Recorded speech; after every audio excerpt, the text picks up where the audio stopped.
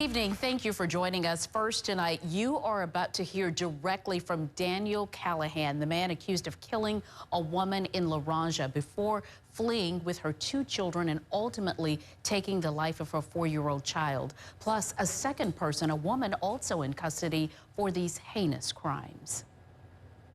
Mr. Callahan, do you have anything to say? Did you kill Aaron Burnett? Unfortunately, on Lexapro, sober, no drugs in my system, I did. Why? Why did you kill the 3-year-old girl? I have no reason for what I did.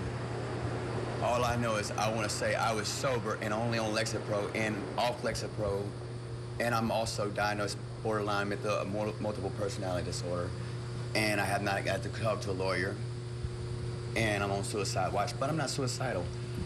But did you kill her mom? Did you kill her mom? The Lexapro. Did you kill her mom? His mom. Aaron's mom. I'm at Rankin County Jail if y'all would like an interview. Do you regret what you did? Completely. You regret what you did? I would kill me, and I have told them everything that I did, and I have agreed to not fight it, speedy trial, and the death chamber, or whatever it is. Did you hope for the death penalty? For what I did, lethal injection is the easiest thing for me. Are you pretending to be crazy? No, I'm not pretending to be crazy. Look me up in Region 8. Borderline multiple personality disorder.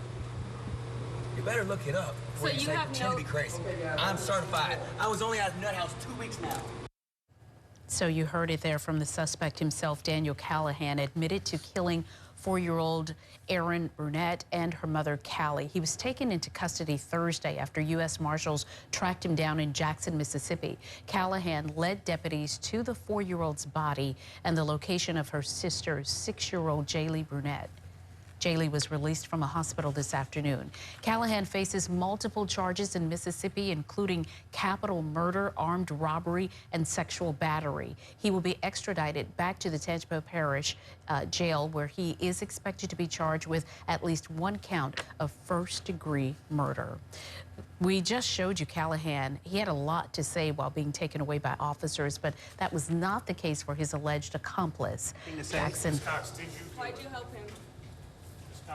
Jackson police arrested 32-year-old Victoria Cox for her involvement in the murder and kidnapping. Cox is believed to be in a relationship with Callahan and previously lived less than a mile away from where Callie Burnett was murdered. The Jackson police chief said detectives were not clear on the role Cox played, but said both could face the death penalty if prosecutors choose to follow that route. At a news conference earlier, Daniel Edwards, the sheriff of Tangipahoa, said in his words, "We have a much stronger case today." Alexis Maroney was there. She picks up the story.